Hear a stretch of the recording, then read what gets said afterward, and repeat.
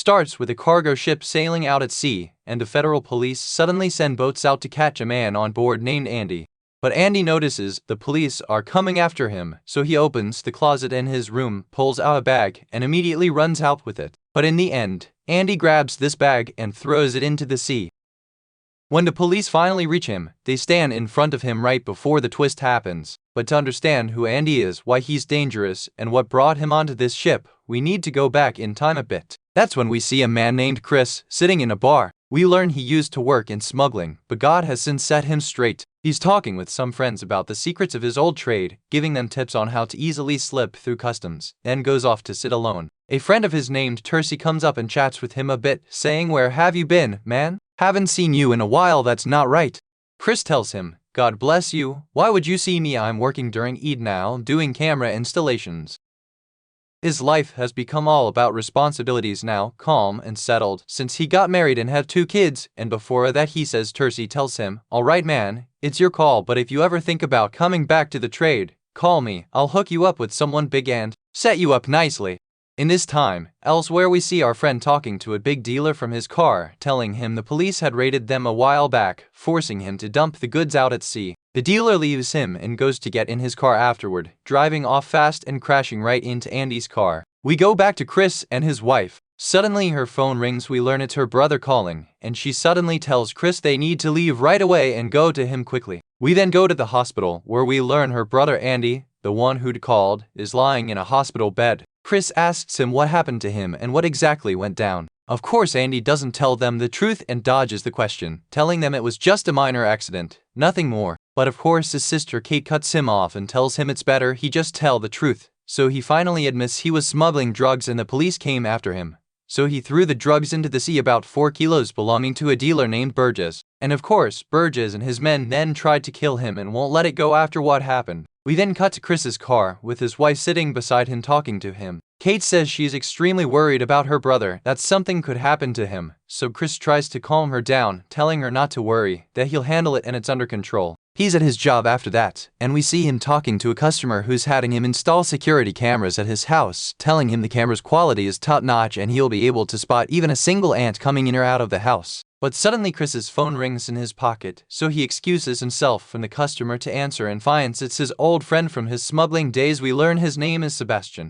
Sebastian tells him he's looked into the Andy's situation and learned that Burgess, as expected, is a very dangerous man and needs to be dealt with carefully, that he just got out of prison 2 months ago and spends all his time at a bar called Old. Chris tells him, "Alright, let me finish up this job I'm doing, then I'll come see you and we'll sort things out, it should go smoothly." After that we see Chris arriving at the bar he still has a connection to, getting out of his car and going in to see this Burgess to negotiate with him and settle things peacefully. He finds Burgess sitting there and goes over to greet him warmly, given their long history of dealings in smuggling and the like. Burgess tells him, "That coward kid Andy isn't worth your time or even worth touching, and this stunt he pulled is going to be his downfall. He's lucky he survived this time." Chris tells him, "God bless you, look, he's just a kid, and I came here myself to sort this out with you and settle everything peacefully." Burgess asks him, "From what you're saying, how exactly can you fix this?" Chris tells him it's simple, he can arrange the money and pay him back the full value of the goods, and that way everything's squared away and no harm done. Burgess tells him, "Alright, you know the goods were worth $700,000. Chris tells him that's a lot, and asks him to work with him a bit, reminding him of the work they used to do together back in the day, how he used to set things up for him and even paid him out of pocket sometimes, and always came through for him when things got tight. Burgess softens up a bit and laughs, telling him, "Alright, if you've got a payment card, pay in installments, better that than treating me like a bank, but I'm even better than a bank, I won't charge you interest on the amount." He tells him he expects him to take a stance and pay up, and that whoever ends up crossing him won't like it. In the end, nobody gets to mess with his money and get away with it, they'll pay the price. So of course Chris gathers himself and leaves after this sour exchange he just heard. We then move to a group therapy session, where Chris goes to sit next to his friend Sebastian and asks him to calm down about wanting to go kill this Burgess right now. Sebastian tells him, "Calm down man, send blessings on the prophet, what killing? I can arrange someone to get you the money you need." After that, at Andy's house, we see Chris standing with him while Andy packs his things. Andy tells Chris that Burgess came to see him at the hospital and said he'd break every bone in his body, and even threatened to kill him and threaten his sister and her kids too. So Andy plans to leave the country and asks Chris not to tell his sister anything. Chris tells him he'd warned him more than once before to quit this game a long time ago and blames him for putting himself in this whole mess from the start. In this time, at Burgess's house, Chris goes to talk to him, and Burgess suddenly raises a gun in his face, telling him he shouldn't have come to his house. But Chris grabs him and wrestles the gun out of his hand, and the two struggle with each other. Chris tells Burgess sharply that if he brings up his wife and kids again, the result will be his death. But at that moment Burgess's daughter comes out calling for her father, so he calms down, and Chris quickly plays it off, telling her sweetly, "Sweetie, I was just joking with your dad," and lets him go to his daughter. After that, Chris goes to where his wife works and tells her, "Come here, I need to talk to you about something important, quickly."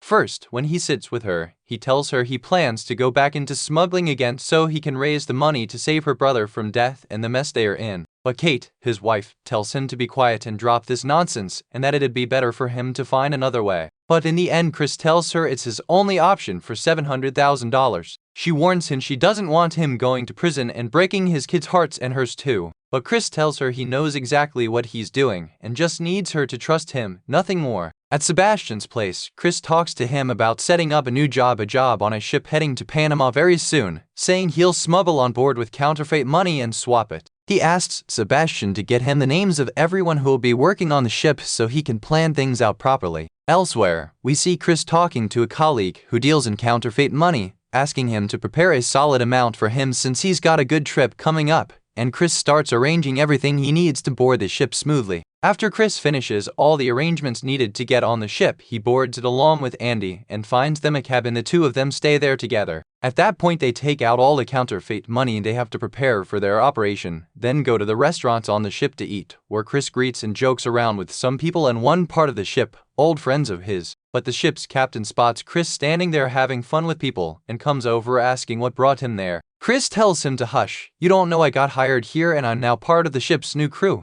The captain tells him, "Yeah, you got hired, but your job's lower than mine, you're just a cleaner, don't matter." The next day, Chris wakes up and gets to work cleaning the captain's office, where he finds important plans and maps. He takes them and hides them on himself in case he needs them later, for whatever reason. We then see Chris standing with the guys again, who ask him about the new plan they're going to pull off this time. He tells them it's a counterfeit money deal, nothing more, and asks them to come with him so he can show them the operation. They go with him, and he reveals part of the ship where he's hidden all his money, but suddenly security guys come over asking what they're doing. Chris plays it off, telling them they were just cleaning the area, nothing else, nothing happens. In this time, at Chris's house, we see his wife Kate getting out of the car with her kids. At that same moment, Burgess was watching her from a distance and follows her, going with his men to the house and clashes with Kate, telling her that if he doesn't get his money he'll splatter it above their heads. This was really just a move to get to his wife while he's away, but he does it anyway before taking his men and leaving. In this time, on the ship, Chris gets called because there's a phone call for him. He goes to answer and it's his wife who tells him everything that happened.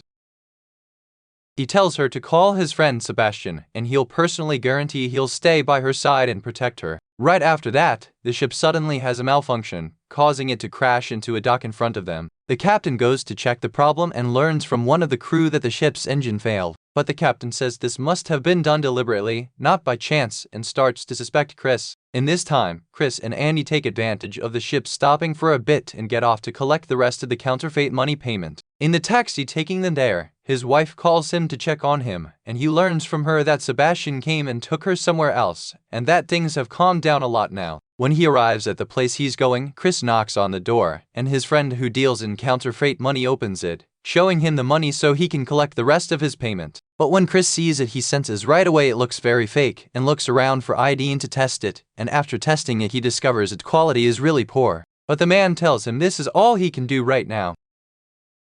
Chris tells him he doesn't have time for this nonsense since he'd given him a good amount of time. Of course he's very frustrated and calls Sebastian to tell him what happened. Sebastian tells him, "Look, just go into drugs instead, since that's what brings in the most money right now." Chris tells him fine, forget about it and whatever happens happens. In this time, the captain asks about Chris on the ship and the crew tells him he's probably here or there, nobody knows exactly. Sebastian goes afterward to Burgess's place and talks to him, telling him not to even think of laying a hand on Kay or her kids, warning him off completely. He then goes into his house and tells him that if it weren't for the fact he brought that girl called this, they'd have gotten their shipment there safely and already gotten their money and everything would be great between them. After that we see Chris in a car, driving fast toward the ship. As for Andy, he sits beside him, and a message comes to his phone. When he opens it, he finds Burgess has sent him a photo of his sister and her kids, threatening them. The car there and reaches a dangerous man named Gonzalo, who takes Chris out of the car. He has a friend with him and tells Andy to stay in the car until they finish their business and come back to him. In this time, on Andy's side, Burgess calls him and tells him if he wants to see his sister and her kids again, all he has to do now is take the money Chris left with him in the car, go to a man named Robin they have in Panama, get some goods from him, and bring them back. He'll be in touch. At the same time, Chris meets his friend Gonzalo to hand him the counterfeit money that no one can tell apart from real, greets him and tells his friend to get their money bag from the car so they can settle up with the man for the fake money and go their separate ways. But what he didn't account for is that as soon as he goes back to the car, he finds the money gone and Andy gone with it too. Gonzalo of course raises his gun at Chris's face, thinking he's been double-crossed, but Chris manages to calm him down a bit, telling him this all counts toward a big heist coming up, and that he'll more than make up for whatever loss he's cost him from this. So Gonzalo calms down a bit but tells his men to search Chris and his friend and take their ID. In this time, back on the ship, one of the crew, a friend of Chris's named Ov, calls him and says the captain is asking about him and the ship departs in exactly 10 minutes, so they need to get there as fast as possible or they'll miss it. Chris tells him, alright, just try to slow down loading the cargo a bit so things get delayed. He hangs up and then his friend who was in the car with him, confused, asks him what the plan is now. He tells him a bank car loaded with money will be coming by soon, and they need to stop it and try to grab the money by any means possible. Once they pull off the job, they'll grab the money fast and head straight back to the port. He spots the car moving, so they chase after it fast and crash into it, but it crashes back into them, and their car flips over with the two of them inside. Gonzalo and his gang then come around from the other side to blow open the car's door, but what they hadn't accounted for was that the police arrive quickly and open fire on them from every direction. But Chris manages to grab the money and quickly gets away with it, along with Gonzalo and his friend, from the place, until they reach Gonzalo's gang's hideout. Very quickly, Chris manages to notice another car ahead of him with their ID, so he grabs them too along with everything, and flees the place unnoticed, so he can reach the ship as fast as possible. When they arrive at the port, the gangway to the ship had already been taken up, and only one container was left being loaded onto the ship, so Chris and his friend jump onto the container to board the ship as quickly as possible. In this time, the captain asks his assistants to confirm whether all the crew are currently aboard the ship or not. On the other side, Chris lowers the money down from the container with his friend's help onto the ship, and they manage to hide the money quickly before the captain sees them. Chris then goes into his cabin and finds Andy there, grabbing him and interrogating him for running off and taking the money from him, asking him where the money is instead of dodging the question. Andy tells him the money isn't with him anymore, that he had to spend it. Of course, Chris pressures him hard and nearly loses it, so Andy gets scared and is forced to admit he hid the money bag in the ceiling of their cabin. Chris confirms this is true, and his mind sells a bit, but Andy continues, telling him Burgess threatened his sister and her kids' lives, forcing him to do this. Of course, Chris is furious at him for going behind his back. The next day, Chris calls Sebastian, who asks him what happened and how things stand now. Chris tells him that this idiot kid Andy took the money and spent it on drugs, forcing him to dump it so no trouble arises from it. Sebastian tells him that if Burgess smells anything off about this, it's definitely not going to end well. Chris tells him, man, bless the prophet deep down, Burgess won't smell a thing. As soon as Sebastian hangs up with Chris, he calms down a friend beside him, telling him he's in touch with Burgess and wants a word with him. The two of them then go to another place and ask this man for the latest news they've gotten about the goods. Of course, Sebastian is forced to lie, telling him everything's fine and the goods are fresh and on the way. But the man is suspicious and tells him, look, neither the money nor the drugs have shown up, so watch yourself, God have mercy. After Sebastian leaves him, he goes to Burgess's place to talk to him, sitting next to him and telling him, bottom line, if the shipment doesn't come through, you're both in trouble.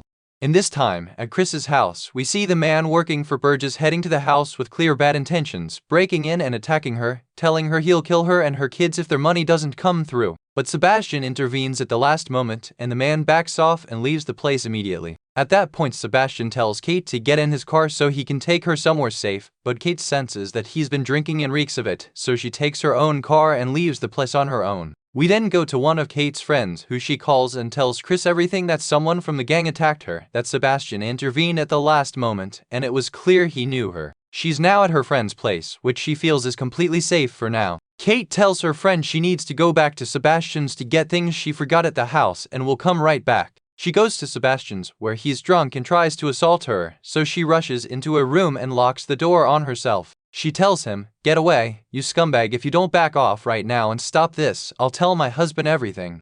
This provokes Sebastian, who violently breaks the door open and she falls, hitting her head, and nearly loses consciousness. In this time, back with Chris on the ship they are on, he goes into the captain's office, who threatens him, saying he's suspicious of him this time. Sure, he came on this trip to smuggle something, like always, and says he'll search every corner of the ship until he finds something on him so the police can catch him red-handed. We then see the police, after all this back and forth, arriving by plane and boarding the ship to search it and find out exactly what Chris is hiding, surrounding the ship from every side and rappelling down onto it with ropes. In this time, at Sebastian's place, he grabs Kate and wraps her in a bag to carry her off and dump her somewhere far. While the police arrive at the ship and search every corner of the place, every cabin, even with their dogs, they don't find anything suspicious to pin on Chris to catch him red-handed. But they take him anyway and start interrogating him a bit, asking him about a certain container they suspect has something suspicious of his in it, so they want him to save them time and confess to everything before they open it. But Chris pretends to be dumb, telling them he has no idea what they're talking about. Go ahead and search it until they find nothing to use against him, so they're forced to let him go. Then we see Chris driving toward Burgess and his men, with Andy beside him, his hands empty, no money, no goods. Burgess then tells him he wants his money in exchange for Andy's safe. Chris pretends to be dumb, telling him he doesn't know anything and hasn't brought him what he wants. Burgess gets furious and says fine, then, and tries to attack his brother-in-law Chris, who immediately fights back, pulling him out of the car and slamming him to the ground,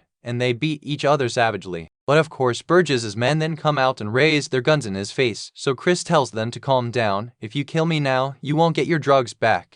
He gets Chris in the car with them to head to his house, and when they arrive he hands over their drugs, and they're satisfied. He then leaves the scene as well, and we learn afterward that this was actually the captain's house. The police show up and catch them all there red-handed. In this time, Chris heads home to check on his wife, but he searches everywhere and finds no trace of her. He's then forced to go to the site where his friend Sebastian is building his new company headquarters. In this time, Sebastian puts the bag containing Chris's wife Kate in a corner of the site and tells the workers under him to pour concrete over that spot, since he wants to build a room there in his imagination. But what he hadn't accounted for was Chris arriving at the site right then, and as soon as he sees Sebastian he goes over to ask him where his wife is, but Sebastian tells him, "Calm down man, your wife's already dead." But he then leaves him and goes to search for her, and notices a strange bag being covered in concrete, so he shouts for them to stop what they're doing immediately and rushes to break the mold they poured, pulling out his wife and saving her just before she dies. The film is end here. Thank you for watching, and forget to subscribe and like video if like recaps. See you in the next recap.